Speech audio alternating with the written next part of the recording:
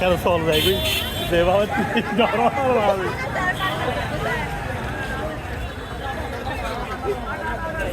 এই গিয়া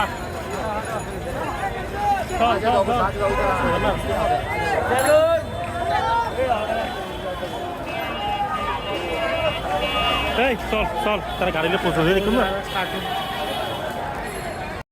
এটা হচ্ছে সবচেয়ে সুন্দর একটা মুহূর্ত। আমাদের ছাত্রছাত্রীরা সবাই হচ্ছে সংসদ ভবন পরিষ্কার করতেছে।